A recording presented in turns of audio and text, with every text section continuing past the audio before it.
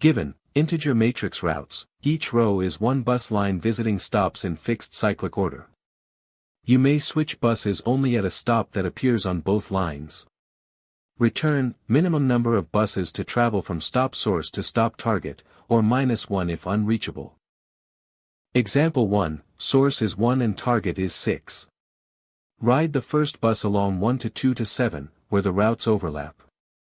Transfer at 7, then continue on the second route from 7 to 3 to 6. That is 2 buses, so output 2. A station-level graph can blow up fast. With many stations and route links, edges dominate the cost. But our distance is not number of station hops, it is number of buses boarded. So we shift perspective, treat each route as a node. 2 routes are connected when a transfer is possible through a shared stop. This keeps the search space around number of routes, not number of stations.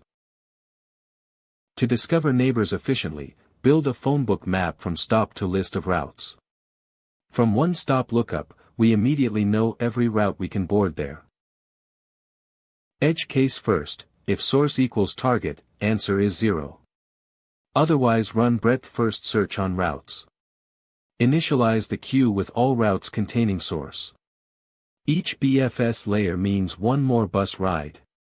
The first layer containing any route with target is the minimum buses taken. Track visited routes. Once a route is processed, never process it again, because its stops were already expanded.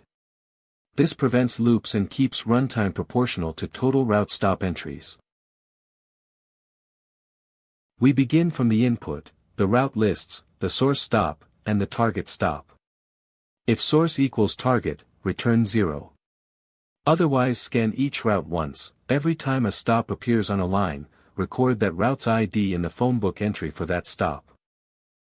Before breadth first search, build a hash set of every route ID whose array actually contains the target stop. Here the target is 6, only route 1 lists 6, so that set is just route 1. Initialize the queue with every route that contains the source stop 1, which is only route 0, and mark route 0 seen. At the first bus count we take route 0 as the current route. Instead of comparing each stop to 6, ask whether route 0's ID lies in the precomputed target route set. It does not. We only walk route 0 stops on the graph to query the phonebook and then queue any still unseen route IDs reachable from those stops. That reaches stop 7 and boards route 1 for the second bus count. When route 1 is the current route, test the same hash set. Route 1 is present because its line includes stop 6, so return 2 immediately. If the queue empties without ever dequeuing a route whose ID appears in that target route set, the target is unreachable, return -1. Let n be the total number of route stop entries across all routes. Building the phonebook and the target route hash set is linear in n. BFS then scans routes and transfer lists from those stop lookups, with k total transfer checks. Time is O of n plus k, space is O of n for the phonebook, plus O of R for queue, seen routes, and target route IDs.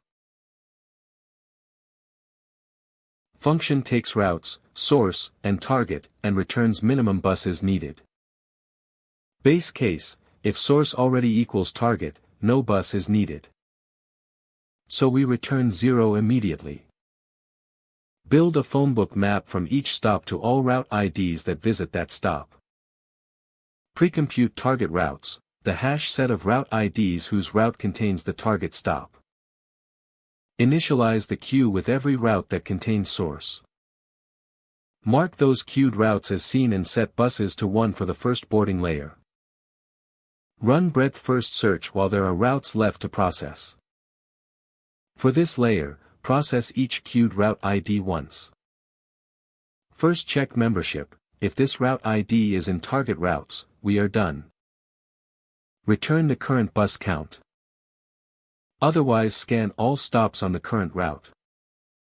At each stop, use the phonebook to enumerate transfer routes. Only continue with routes we have not seen before. Add unseen routes to both seen set and queue for the next layer. After finishing one full layer, increment buses for the next ride count. If queue empties with no hit in target routes, target is unreachable and return -1.